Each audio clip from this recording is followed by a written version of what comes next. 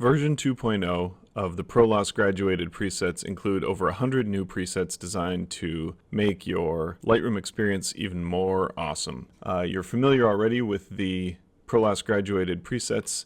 They give you a much more intuitive way to do basic adjustments by just scrubbing your mouse up and down. Here I'm doing color temperature. It's a really easy way to just preview up here and use your photographer's eye to click when you have the right setting.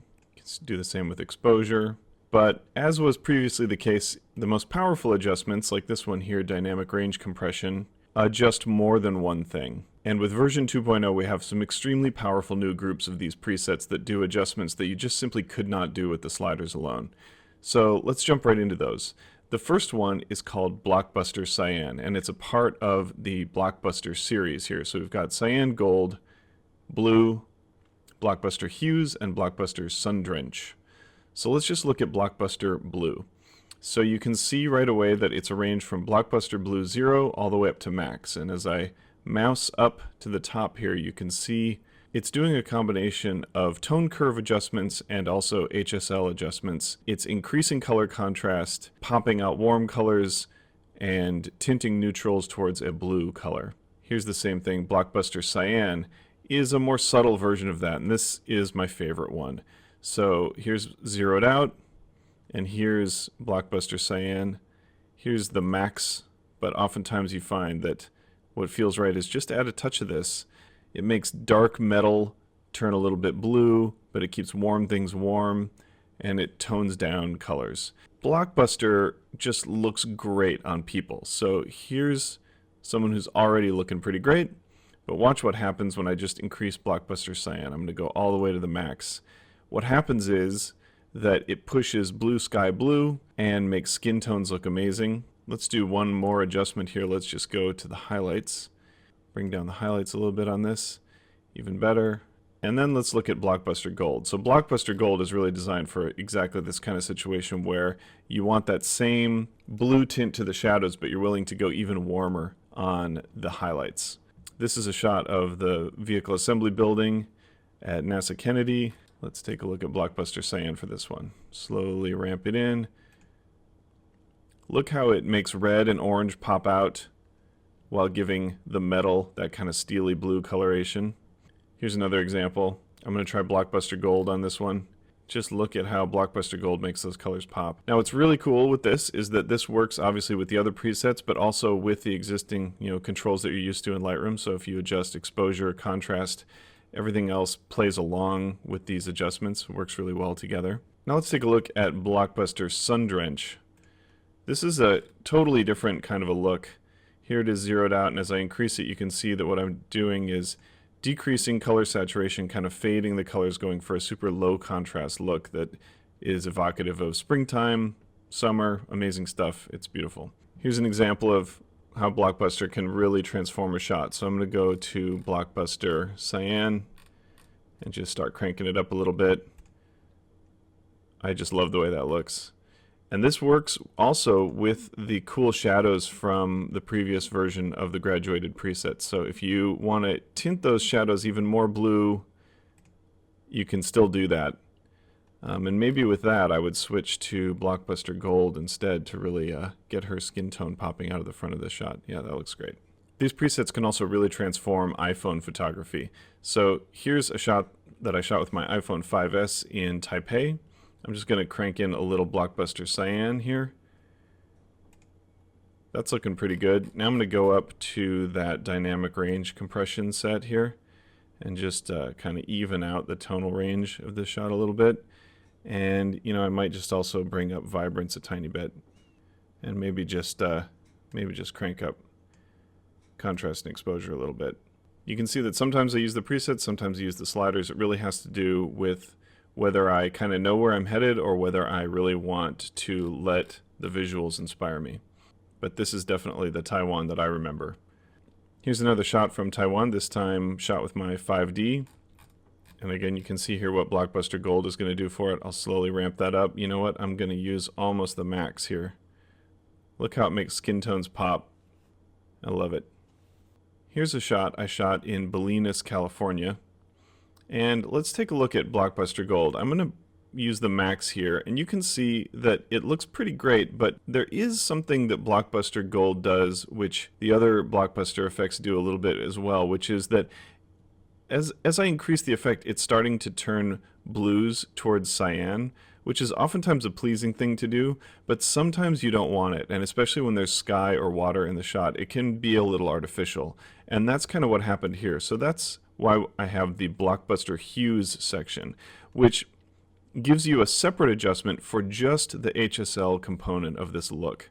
So you can see that if I pick Blockbuster Hues 0, I still have the cooled off shadows and warmed up highlights, but now I'm not doing that hue compression towards cyan. You can use Blockbuster Hues on their own, or you can use it as a way to kind of back off some of the stylized look that comes from the other Blockbuster settings. Here's another example of Blockbuster Hue in action. I'm going to crank up Blockbuster Cyan for this cool shot here, and then I'm going to go down to Blockbuster Hues and just back off just a little bit, just scrubbing up and down to taste here. I'm just going to back off a little bit on the hue compression. Speaking of compressing hues, there's a new set in version 2.0 called Blue Squeeze. And Blue Squeeze does exactly what it sounds like. It pinches blue hues towards cyan. So here's Blue Squeeze cranked up all the way for this shot, and you can see that it keeps the sky color in this shot from going too purpley. If I zero it out again, you can see that the sky has almost got a kind of indigo kind of a quality to it here. So I'm just going to crank it up, and I get a little bit more of the sky color that I want. So let's do a couple things to this shot. Let's start off with Blockbuster Gold. This is in Florence, Italy, and that looks pretty great. I really love this car. Maybe I'll try cyan, actually get the shadows a little bit cooler. Yeah, I like that. Okay, I love this car. I love the color red, and I have a new set in version 2.0 called Candy Apple Red that is really fun when you have something like this in the shot. So here's Candy Apple Red zeroed out, and watch as I scrub up and up and up. Look what happens to the color of that car. So I'm going to apply it at the max here, just so you can see what it does. It increases red in saturation and reduces it in luminance to give it just a real crazy colorful pop. Here it is zeroed out. Because it's in gradations, you can use just as much as you want. So I'm going to maybe use that much. And I love it. These HSL presets now work better together. In previous versions, we had this skin squeeze set here. And you can see that as I increase it, I basically just homogenize skin tones and anything in that zone into a perfectly warm color. These controls have now been refined so that they only affect skin. So you can crank up Skin Squeeze just a little bit, then you can crank up Candy Apple Red. There's nothing in this shot that's going to do it, but then you can also crank up Blue Squeeze to control your cyans. They work together or they work individually, and they won't clobber each other anymore, which is new for 2.0. There are also 3 new effects down here in the Prolost Creative section. Prolost Creative, we've always had like Magic Black and White, which is really cool, Red Scale, Sinful, super cool. Now we've also got 3 new vintage looks. This one's called Aged Olive, this one's called Aged Teal, and this one's called Aged Umber. These are just subtle vintage looks that are kind of fun to work with. They work great with the other presets or on their own. Alright, so here's a fun shot that I'm not exactly sure what's going on here. Somebody was cleaning out their house and they sure had a lot of TVs. Let's see, I'm going to crank up actually Blockbuster Blue on this one, because I love how it lets the dirty TVs be warm, but it turns their screens blue. But I really want to vignette this shot, so I'm going to go down to post-crop vignetting. And, you know, post-crop vignetting is awesome. It's very powerful and cool, but sometimes it can be just a little heavy-handed. And in this case, I'm not getting the vignetting effect I want until I'm darkening up the corners so much that they're turning inky black. In version 2.0, there's a new set called Invisible Vignette. And you know I love a vignette, so I've been using a lot of this one. So here's the post-crop vignetting zeroed out, and watch as I ramp this in. The majority of the range in here is devoted to a very subtle application of this vignette. So this is designed to be a vignette that anybody can love, even if you're not a vignette fan, because you can really just do a tiniest amount of it. Here's 0, here's just a little bit. You can of course crank it up and it's still subtle and organic, but what I love about this one is that you can get a vignette in there without making it look like you're doing some kind of fakey post-processing to the shot. Alright, so here's another Taiwan shot that I think responds really well to a bunch of the new presets here. So I'm going to go straight for Blockbuster Cyan, crank that up, then I'm going to go to Dynamic Range Compression. I'm just going to lift the shadows and push down the highlights a little bit. Then I'm going to go down here to Candy Apple Red, just crank that up a little bit, makes the sign pop in the helmet. And lastly, I'm going to go down to Invisible Vignette and just dial in just enough. I love it. There's one last set of presets that are new for 2.0 that I want to show you, and those have to do with white balance or color temperature. In previous versions of the Prolost presets, we had a nice, easy visual way to roll through various color temperature options, from warm to cool. This set of presets basically just makes it easier to see what you're doing when you're adjusting this slider here. Color temperature.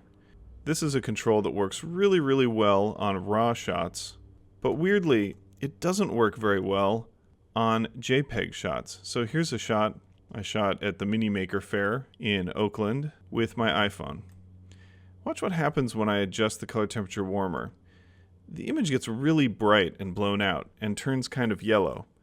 I'm really not happy with this effect in terms of just an easy way to warm up the shot. It just feels wrong to me. I've never liked the way this looks, and the same goes for when you make it cooler. The image just gets really glowy in a way that requires a lot of further adjustment in order to be useful if you want to overall kind of tint your image. So what I've done is I've created color temperature 2, and you can see it's color temperature 2 and in parentheses JPEG, because I recommend you turn to these first when you want to adjust the color temperature of a JPEG image. How it works is there's this one with the line in it, that's zeroed out, and then moving up you roll through warmer and warmer options. Moving down, roll through cooler and cooler options. So let's compare Lightroom's default color temperature controls here. I'm just going to increase the temperature until this image appears kind of warm and sunny to me. And then let's take a look at what the Prolost color temperature 2 JPEG does to that same image. So I'm going to roll up here and kind of stop when I feel like it's nicely warmed up. And you can see that the image is much more organically warmed up. So here's Lightroom and here's mine. Again, here's the original, and you can see that when you pop from the original to the Prolost color temperature adjustment, the image doesn't seem to get any brighter. It just gets warmer. Whereas when you go from the original to the Lightroom one, the image gets a lot brighter. So the idea here is that this is a first step for color temperature adjustments for a photo that you took in JPEG format, whether that's with a DSLR or an iPhone. And look, you can go all the way warm and you still get a nice uniform effect. And what's happening here is that these presets are adjusting a bunch of parameters all in concert, and it really works best if you use these first. It also works in the opposite direction. Here's a shot that I'm thinking maybe it could certainly look nice warmer.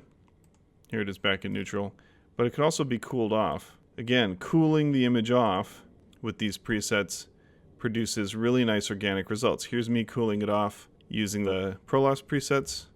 I'll undo that. Here's cooling it off with Lightroom. Again, with Lightroom, the image gets brighter, starts to blow out, and it takes on an overall kind of just tinted look that doesn't appear very convincing. But with these presets, you can cool off the image in a way that feels organic. And that's it for what's new in Prolost Presets 2.0. Remember, if you're upgrading from version 1.5, you can get a substantial discount. Check the website for details.